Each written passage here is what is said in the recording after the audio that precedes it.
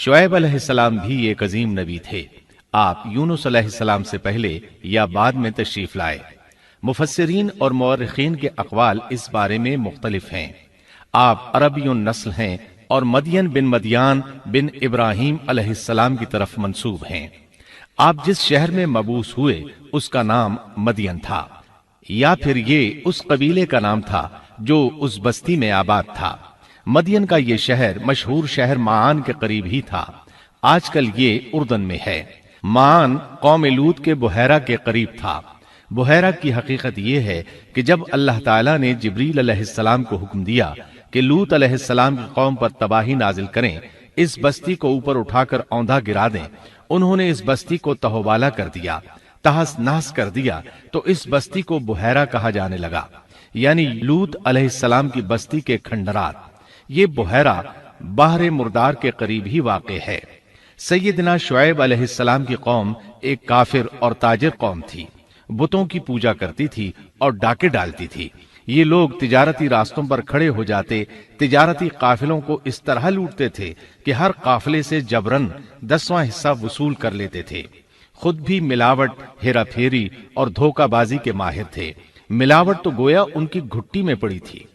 तमाम अंबियाए किराम अलैहिमुस्सलाम की जिम्मेदारी होती है कि लोगों को खालिस अल्लाह की इबादत की तरफ बुलाएं, दुरुस्त आमाल और सही अकायद की तरफ उनकी रहनुमाई करें।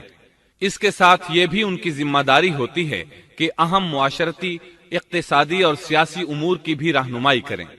हकीकत यह है कि तमाम अंबियाए किराम का तरीका यही था कि जहां कहीं कौम में कोई टेढ़ापन देखते उसकी इस्लाह फरमाने की कोशिश करते। इबादत और अकीदे की इस्लाह करने के साथ साथ दूसरी खराबियों का भी सामना करते जो उस कौम में पाई जाती थी। आहले मदियन में मिलावट का रुझान सबसे बढ़कर था। माप तोल में कमी करते थे। इसके साथ इस कौम में दरख्तों की इबादत करने का रुझान भी पाया जाता था। वो दरख्तों के पुजारी थे। इसीलिए अल्लाह ताला ने सूरतुल हिज्र आयत 78 में फरमाया है, और बेशक ऐका वाले भी बड़े जालिम थे। इसी तरह सूरत शुआरा आयत 176 में बारी ताला फरमाते हैं, ऐका वालों ने भी रसूलों को झुटलाया। इस कौम ने तो सिर्फ शुएब अलैहिस्सलाम की तकज़ीब की थी, फिर अल्लाह ताला ने रसूलों की तकज़ीब क्यों फरमाया?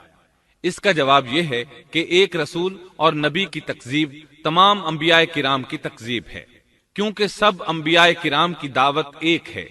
सब के सब एक ही दावत देते रहे हैं, सबका एक ही ऐलान था, तुम अल्लाह की इबादत करो और उसी से डरो और मेरा कहना मानो। ये थी तमाम अंबियाए किराम की दावत। अल्लाह सूरतुल आराफ आयत 59 में फरमाते हैं, तुम अल्लाह की इबादत करो, उसके सिवा तुम्हारा कोई माबूद नहीं। मतलब ये कि तमाम अंबिया की दावत एक ही थी। अब जो आदमी सिर्फ एक नबी को झुटलाता है, उसकी तालीमात से कुफ्र करता है, तो गोया वो सबको झुटलाता है, सभी की तालीमात से इनकार करता है। यही वजह है कि अल्लाह ताला ने फरमाया, ऐका वालों ने रसूलों को झुटलाया, बावजूद इसके कि उन्होंने सिर्फ एक रसूल को झुटलाया था। शुएब अलैहिस्सलाम ने कौम को दावत देनी शुरू की। अल्लाह ताला सूरह आराफ आयत 85 में फरमाते हैं, और हमने मदियन की तरफ उनके भाई शुएब को भेजा। उन्होंने फरमाया, ऐ मेरी कौम, तुम अल्लाह की इबादत करो, उसके सिवा तुम्हारा कोई माबूद नहीं। तुम्हारे पास तुम्हारे परवरदिगार की तरफ से वाज़ेह दलील आ चुकी है। सब के सब अंबियाए किराम मोजज़ात के साथ तशरीफ लाए हैं। अगर मोजज़ात न होते तो लोगों को कैसे पहचान होती कि वो हक पर हैं? मोजज़ात न होते तो हम एक सच्चे नबी और नबुव्वत के झूठे मुद्दई के दरमियान फर्क कैसे कर सकते थे? नबी बरहक तो मोजज़ात लेकर आता है। दुनिया में कोई नबी ऐसा नहीं आया जो मोजज़ात लेकर न आया हो। मोजज़े की तारीफ में उलमा लिखते हैं, मोजज़ा उस खिलाफ आदत अम्र को कहते हैं जो इंसानों की ताकत से बाला हो और उसमें किसी आदमी का अमल दखल न हो, यानी जिसको पेश करने से इंसान आजिज हो। आजिज करने वाली वही चीज होती है जो जमीनी कवानीन और जवाबित के खिलाफ हो। मसलन मुर्दों का जिंदा करना, पहाड़ों को चीर कर ऊंटनी का निकल आना, लाठी का सांप बन जाना, चांद का 2 टुकड़े होना और दीगर मौजज़ात। मुख्तसर ये कि जो नबी दुनिया में तशरीफ लाए कोई न कोई मौजज़ा जरूर साथ लाए ताकि लोग उनकी सच्चाई पर ईमान ले आए। اگر کوئی شخص نبوت کا دعویٰ کرے اور ہاتھ کی صفائی سے کوئی شعبدہ دکھائے تو وہ معجزہ نہیں ہے۔ معجزہ ہونے کے لیے چند شرائط ہیں۔ نمبر 1، وہ کام خلاف عادت ہو، قوانین فطرت کو توڑنے والا ہو۔ نمبر 2، اس کام کو اللہ کسی نبی یا رسول کے ہاتھوں پر ظاہر کرے۔ نمبر 3، عورتوں سے ظاہر نہ ہو، اس لیے کہ انبیاء سب کے سب مرد تھے۔ اللہ تعالیٰ سورہ یوسف آیت 109 میں فرماتے ہیں، آپ سے پہلے ہم نے جتنے رسول بھیجے سب مرد ہی تھے۔ نمبر 4، اس معجزے سے وہ دوسروں کو چیلنج بھی کرے کہ مخالفین میں سے کوئی ایسا کر کے دکھائے، چاہے سب مل کر دکھائیں، مطلب یہ کہ وہ معجزہ سب کے لیے چیلنج ہو۔ شعیب علیہ السلام نے بھی اپنے معجزے کے ذریعے اپنی قوم کو چیلنج کیا۔ اللہ تعالیٰ ان کی زبان سے سورہ آراف آیت 85 میں فرماتے ہیں، تمہارے پاس تمہارے رب کی طرف سے واضح دلیل آ چکی ہے۔ شعیب علیہ السلام ایسے واضح اور روشن امور ان کے سامنے پیش کرتے ہیں کہ جن پر عمل پیرا ہو کر وہ دنیا و آخرت میں فلاح پا سکتے تھے۔ سورۃ الاعراف آیت 85 میں ہے، بس تم ناپ تول پورا پورا کیا کرو اور لوگوں کو ان کی چیزیں کم کر کے مت دو، اور روئے زمین میں اس کے بعد کہ اس کی درستی کر دی گئی فساد مت پھیلاؤ، یہ تمہارے لیے فائدہ مند ہے اگر تم تصدیق کرو۔ اللہ تعالیٰ سورۃ الاعراف آیت 86 میں فرماتے ہیں، اور تم سڑکوں پر اس غرض سے مت بیٹھا کرو کہ اللہ پر ایمان لانے والوں کو دھمکیاں دو۔ مطلب یہ کہ تمام تجارتی راستوں میں کٹوتیاں کرنے کے لیے نہ بیٹھا کرو، اگر وہ تمہیں رقوم ادا نہیں کرتے تو تم انہیں دھمکیاں دیتے ہو، جیسا کہ سورۃ الاعراف آیت 86 میں ہے۔ اور تم سڑکوں پر اس غرض سے نہ بیٹھو کہ اللہ پر ایمان لانے والوں کو دھمکیاں دو اور اللہ کی راہ سے روکو اور اس میں کجی تلاش کرنے میں لگے رہو۔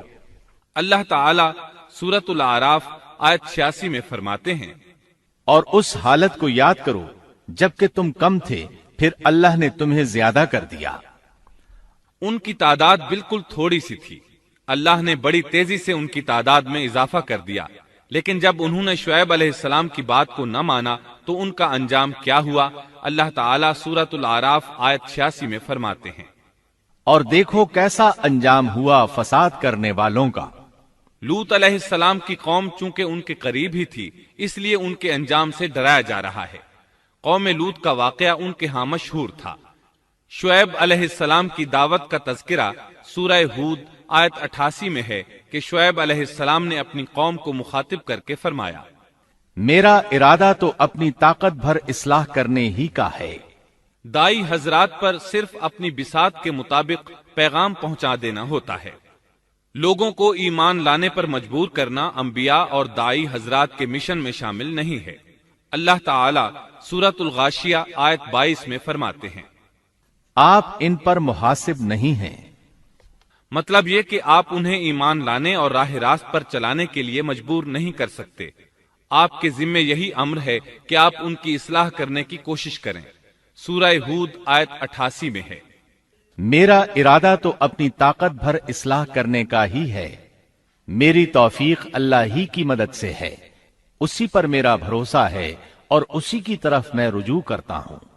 جب شعیب علیہ السلام نے انہیں ان باتوں کی طرف دعوت دی تو انہوں نے کفر کیا، آپ کو جھٹلایا، بلکہ یوں کہنے لگے، انہوں نے جواب دیا کہ اے شعیب، کیا تیری نماز تجھے یہی حکم دیتی ہے کہ ہم اپنے باپ دادوں کے معبودوں کو چھوڑ دیں اور ہم اپنے مالوں میں جو کچھ چاہیں اس کا کرنا بھی چھوڑ دیں؟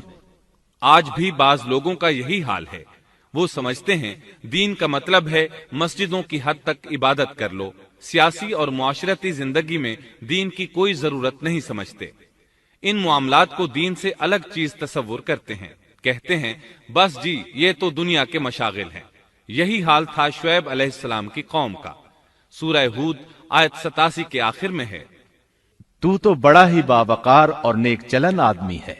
مطلب یہ کہ انہوں نے مذاق کے انداز میں ان سے کہا، تو بڑا عقل مند ہے، کیوں ناراض ہوتا ہے؟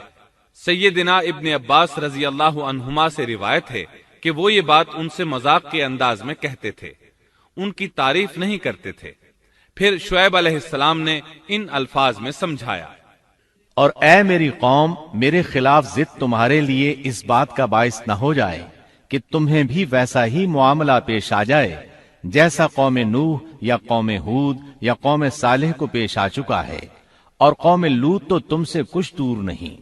مطلب یہ تھا کہ قوم لوط تو تمہارے بالکل نزدیک تھی، ان پر آنے والے عذاب سے تو تم خود اچھی طرح خبردار ہو، جانتے ہو ان کے ساتھ کیا سلوک ہو چکا ہے۔ پھر آپ نے فرمایا، تم اپنے رب سے استغفار کرو اور اس کی طرف توجہ کرو، یقین مانو کہ میرا رب بڑی مہربانی والا اور بہت محبت کرنے والا ہے۔ جب وہ اپنی ضد پر اڑے رہے تو شعیب علیہ السلام نے یوں فرمایا، تو ذرا ٹھہر جاؤ یہاں تک کہ ہمارے درمیان اللہ فیصلہ کیے دیتا ہے، اور وہ سب فیصلہ کرنے والوں سے بہتر ہے۔ پہلے تو عام وعظ و نصیحت فرمائی، جب قوم نہ سمجھی تو انہیں سابقہ ہلاک شدہ قوموں کی مثالیں دی، ڈرایا کہ کہیں تمہیں بھی ایسے ہی عذابوں سے دوچار نہ ہونا پڑے، لیکن انہوں نے کسی بات کا اثر نہ لیا، الٹا یوں کہنے لگے، تو ان میں سے ہے جن پر جادو کر دیا جاتا ہے، اور تو ہم ہی جیسا ایک انسان ہے، اور ہم تو تجھے جھوٹ بولنے والوں میں سے ہی خیال کرتے ہیں۔ اگر تو سچے لوگوں میں سے ہے تو ہم پر آسمان کا کوئی ٹکڑا گرا دے۔ مطلب یہ کہ آخرکار یہ لوگ پہلے لوگوں یعنی عاد اور سمود کے نقش قدم پر چلنے لگے، ان کے انبیاء انہیں حق کی طرف بلاتے رہے، وہ انکار کرتے رہے، آخر ان پر اللہ کے عذاب اترے۔ ایسے ہی یہ لوگ بھی شعیب علیہ السلام کو دھمکیاں دینے لگے، ان کے مقابلے پر اتر آئے۔ سورۃ الاعراف آیت 88 میں ہے کہ شعیب علیہ السلام کی قوم کے کافر سرداروں نے ان سے کہا، ان کی قوم کے متکبر سرداروں نے کہا، اے شعیب، ہم آپ کو اور جو آپ کے ہمراہ ایمان والے ہیں انہیں اپنی بستی سے نکال دیں گے، یا یہ کہ تم ہمارے مذہب میں پھر آ جاؤ۔ شعیب نے جواب دیا، کیا ہم تمہارے مذہب میں آ جائیں؟ گو ہم اس کو مکروہ ہی سمجھتے ہوں۔ قوم کے سردار تکبر کرتے ہوئے مزید کہنے لگے کہ اگر تو اپنی دعوت پر اڑا رہا تو ہم تجھے مدین سے نکال دیں گے۔ جواب میں شعیب علیہ السلام نے کہا، اگر عذاب سے بچنا ہے تو میری بات مان لو۔ انہوں نے نہ صرف آپ کی بات ماننے سے انکار کر دیا بلکہ ان کا مذاق بھی اڑانے لگے۔ اس کا ذکر سورہ ہود آیت 91 میں آیا ہے۔ انہوں نے کہا، اے شعیب، تیری اکثر باتیں تو ہماری سمجھ ہی میں نہیں آتی۔ شعیب علیہ السلام نے انہیں پھر سمجھایا تو وہ بولے، اے شعیب، تیری اکثر باتیں تو ہماری سمجھ ہی میں نہیں آتی، اور ہم تو تجھے اپنے اندر بہت کمزور پاتے ہیں۔ اگر تیرے قبیلے کا خیال نہ ہوتا تو ہم تجھے سنسار کر دیتے، اور ہم پر تمہارا دباؤ تو ہے ہی نہیں۔ اس پر آپ نے فرمایا، اے میری قوم کے لوگوں، کیا تمہارے نزدیک میرے قبیلے کے لوگ اللہ سے بھی زیادہ عزت والے ہیں؟ مطلب یہ کہ تم میری قوم قبیلے سے تو ڈرتے ہو لیکن اللہ تعالیٰ کا تمہیں کچھ بھی ڈر نہیں۔ اس موقع پر انہوں نے اپنی قوم کو یوں خبردار کیا، اے میری قوم، اب تم اپنی جگہ عمل کیے جاؤ، میں بھی عمل کر رہا ہوں۔